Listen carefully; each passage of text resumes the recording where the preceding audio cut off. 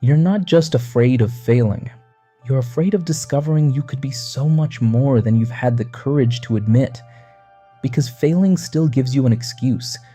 Failing still keeps you small enough to be understood, forgiven, comforted. But growing? No. Growing demands that you stop hiding behind the fragile version you learned to present to the world. And that's why some people run exactly when life starts to open a door. They say they're waiting for the right moment. They say they need to prepare more. They say they're still not sure. But in many cases, it isn't caution. It's fear. Not the ordinary fear of failing. It's the more intimate fear. The older fear. The quieter fear. The fear that it might actually work. Imagine someone standing in front of a dark door.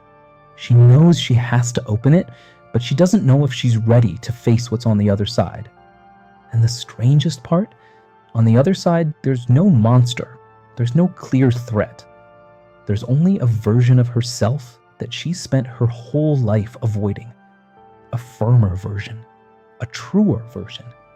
A less tamed version. A version that doesn't ask so much permission, that doesn't shrink to fit into spaces, that doesn't smile when it means no, that doesn't swallow its own voice to preserve a false peace. And precisely because of that, this version is frightening, because it doesn't just threaten the world around her, it threatens the old identity, the identity you built to survive. Carl Jung had a name for that identity too, before he ever spoke of the shadow. He called it the persona, the mask assembled specifically to be shown, the character built out of what earns approval and hides what doesn't. The persona isn't fake, exactly. It's a real part of you. The danger isn't wearing it. The danger is forgetting it's a mask at all, and starting to believe the mask is the whole face. Because everything the persona leaves out doesn't vanish. It gets pushed into the region Jung called the shadow. Everything cut out of the image we have of ourselves, so the mask could stay clean. You'd expect the shadow to be the villain of this story. It isn't. The shadow isn't just the ugly side. It isn't just anger, envy, fear, desire, or resentment. The shadow also holds strength. It holds talent. It holds courage. It holds living parts that were buried because at some point they seemed too dangerous. The persona is the mask you were allowed to keep. The shadow is everything that got left in the drawer to make that mask fit. And maybe you learned early that being intense made people uncomfortable, that talking too much was ugly, that wanting more was arrogance, that saying no was cruelty, that standing out provoked envy, that feeling anger made you a bad person, that being sensitive was weakness. So you did what almost everyone does. You adapted. You cut off some parts. You hid others. You built an acceptable character. And little by little, you started believing that character was you, that the persona wasn't a costume anymore, but skin. Consider a man, call him no one in particular, because he could be almost anyone, who spent 15 years being the reliable one at work. He never raised his voice in a meeting, he never asked for the promotion he'd earned. He said no problem so often that people stopped noticing it was a sentence at all, just background noise, like breathing. Everyone described him as calm. His own mother called him the easy one. What no one saw, what he barely let himself see, was the version of him that had wanted, once, loudly, to matter. That version didn't die. It went underground.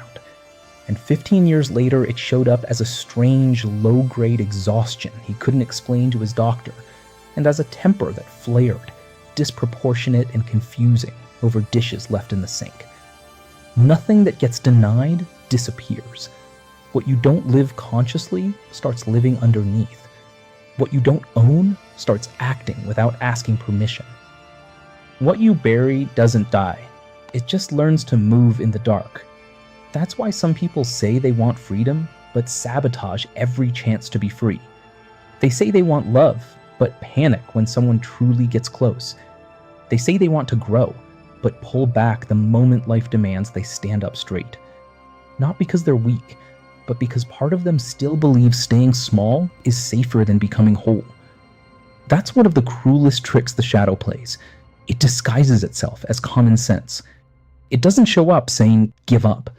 It shows up saying, wait a little longer. This isn't the moment. You're not ready yet. What if they laugh at you? What if people notice you've changed? And so you obey. Not because the voice is true, but because it sounds familiar. And the familiar, even when it hurts, feels less threatening than the unknown. A person gets used to their own prison. They memorize the walls. They learn to breathe shallowly. They call the lack of movement balance. They call their own paralysis caution. And over time, they no longer notice they're living inside a cage, built from old forms of protection. The problem is that the protection that saved you at one stage can imprison you at another. What was once a defense can become a fate. The child who had to go quiet to be accepted may have survived, but the adult who stays quiet starts to disappear.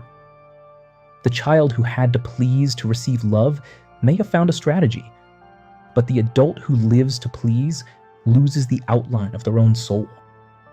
There's a deep sadness in that. The sadness of living as if you still need permission to exist.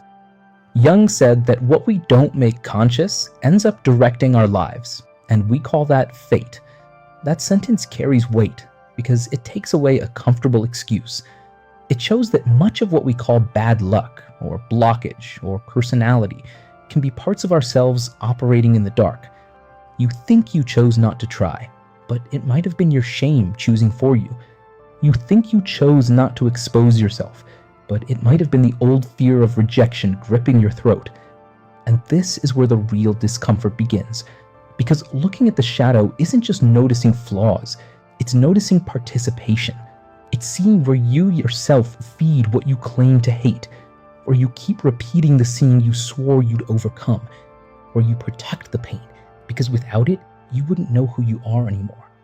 There's a part of you that wants to grow, but there's another part that benefits from staying the same.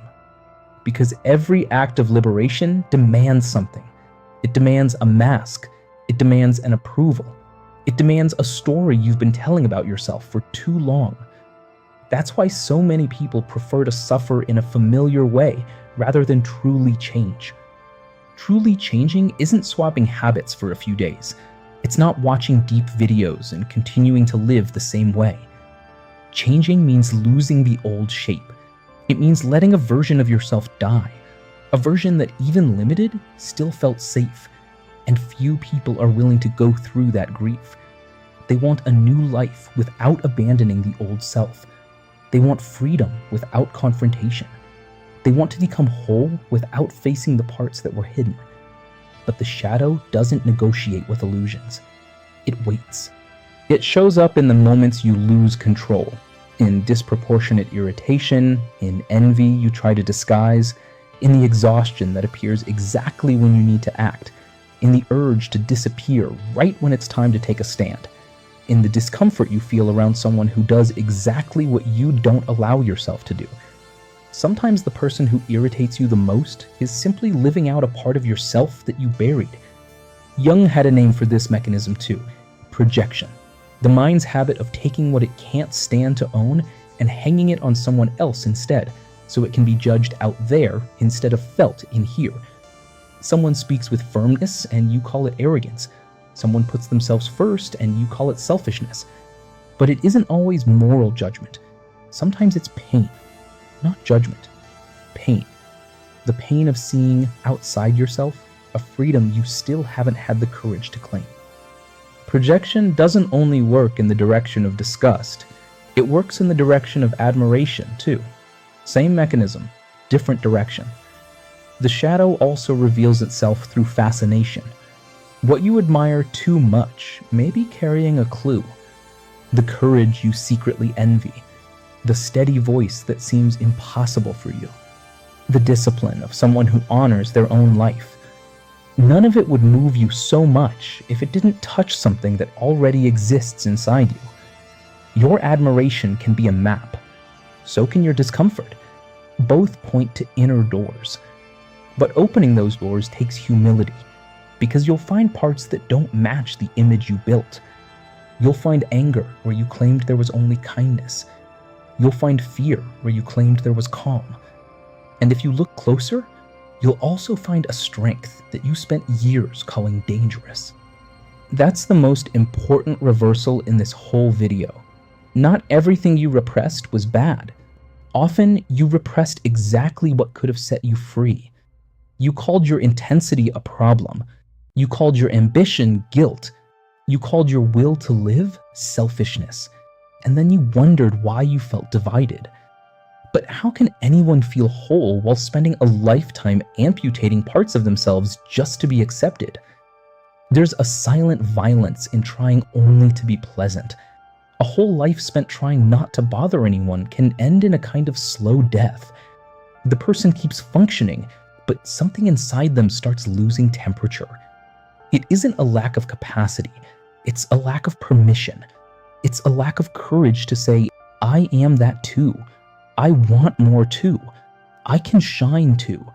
I can disappoint someone too, and still be worthy of love. That's the beginning of integration. Not surrendering to every impulse, not justifying cruelty, not calling a lack of control authenticity. Integrating the shadow does not mean the shadow gets to run things. It means no longer pretending it doesn't exist. What you recognize, you can guide. What you deny drives you instead. That's the whole shift. This is where Jung's idea of the self matters. Not the small, everyday ego that just wants to be comfortable and liked, but the larger center that includes the parts you've exiled. The ego wants a costume that fits in. The self wants a whole person, mask and shadow both accounted for. Recognized anger can become a boundary. Recognized fear can become real prudence. Recognized sensitivity can become perception. The shadow doesn't need to be destroyed. It needs to be listened to, firmly, like walking into an old room, opening the windows and finally seeing the mess. The light only revealed it. Many people avoid this because they confuse revelation with destruction. They think looking inward will make them fall apart. But the truth is harsher. A person falls apart because they spent years holding up an inner lie, wasting energy pretending not to feel, pretending not to care. There's an exhaustion that doesn't come from work. It comes from repression, from sustaining an image that's already too small, from betraying your own truth every day in small doses. That's why when someone starts getting closer to who they really are, they don't just feel freedom, they feel fear. Because the soul understands before the mind does. If I keep going down this road, I won't be able to go back to who I was. And that's the point where many people retreat, not because the path is false, but because it's too true. Truth always threatens whatever was built on top of a lie. If you start speaking with honesty, some relationships will change. If you start setting boundaries, some people will call it coldness. That's why becoming whole demands solitude in certain stretches. Not a bitter solitude, but the necessary solitude of someone who no longer fits the old agreements. You don't cross the shadow in a crowd. There are parts of yourself that only appear when there's no one to impress, when the noise dies down, when the character gets tired. When you're alone enough to notice you no longer know if that life is really yours, or just an emotional inheritance. In that silence, a question starts to bother you. Who would I be if I weren't trying to be accepted? Don't answer quickly. That question doesn't want a pretty sentence. It wants a loss. To answer it honestly, you'll have to abandon some convenient versions of yourself. The victim, the good one, the invisible one, the strong one who never needs anyone, the smart one who uses clarity as an excuse not to act, the dreamer who prefers imagining life to facing it. Each mask served a purpose, but no mask should become a face. At some point, whatever protected you starts to choke your breathing. Life starts to squeeze, not as punishment, but as a summons. Discomfort where you used to accept things. Boredom where you used to distract yourself. Some of your inner clothes no longer fit. That's how individuation begins. Not sudden enlightenment. Incompatibility. You become incompatible with your own lie. And then you have to choose. Stay small to preserve the old safety, or cross through the fear of being seen. Because there's a version of you on the other side of that fear. Not perfect, not without wounds, but more whole. A version that doesn't need to deny its own darkness to deserve light. A version that knows maturity isn't purity, it's integration. Looking inward and saying, I see what I was. I see what I hid. I see what I feared. And still, I will take responsibility for my life. While you blame only the past, you stay chained to it. While you blame only others, you hand them the key to your own transformation. But when you take responsibility, something returns to your hands. Not control over everything, direction. The shadow stops being a jailer and starts becoming energy. The voice that used to tremble starts to carry weight. The desire that used to feel like guilt starts to become a path. The pain that used to define you starts to turn into raw material. Not destroyed, redirected. And little by little, you realize you didn't need to become another person.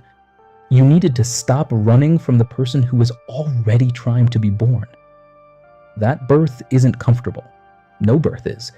Pressure, rupture, loss, fear. But there's also a silent moment when you understand what I called danger was only my own strength asking for space. And then the dark door no longer looks the same. The hallway is still dim, the fear is still there. But now you know the darkness isn't there just to scare you. It's holding parts of you. Parts that waited years to be seen. The courage you called arrogance. The voice you called inconvenient. The greatness you called a threat. All of it stayed waiting. Not outside you. Inside. Think back to the man from earlier. The reliable one. The easy one. The one who said no problem for 15 years. He was never the exception. He's most people. He's maybe you.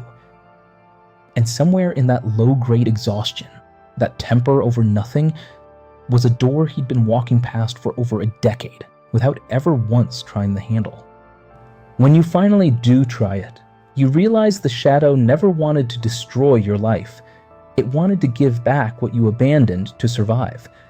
But there's a price. You can't receive that strength and keep pretending to be small. You can't find your voice and keep obeying the old silence. You can't see the door and spend the rest of your life saying you didn't know where it was. Once certain truths appear, ignorance stops being a shelter. You know now that part of your fear doesn't come from failure. It comes from greatness. You know that part of your paralysis isn't a lack of ability. It's loyalty to an old version of you. Not weak, loyal, just afraid to stop. So the final question isn't whether you have a shadow. You do. Everyone does. The question is, how long will you keep letting it choose for you? How long will you keep calling an old wound personality? How long will you keep confusing safety with imprisonment? There's a version of you waiting on the other side of the door. She won't beg, she won't scream, she won't try to convince you. She just stays there, silent, whole, frightening, because she knows that on the day you meet her, you won't be able to fit back into the small life that was chosen for you. Maybe that's exactly what scares you most. Not discovering you were weak, discovering you were strong, and that this whole time, the key was in the hand of the part of you that you were afraid to look at. The same part that man carried for 15 years without ever knowing its name. And you? When was the last time you truly stopped, in silence, without excuses and without rushing, to ask yourself, is the life I'm living mine, or is it just the safest one I learned to accept? Somewhere, right now, a version of you is still standing behind that door, waiting to see if this is the day you finally turn the handle. It has been waiting longer than you think. Tell me, in the comments, how long?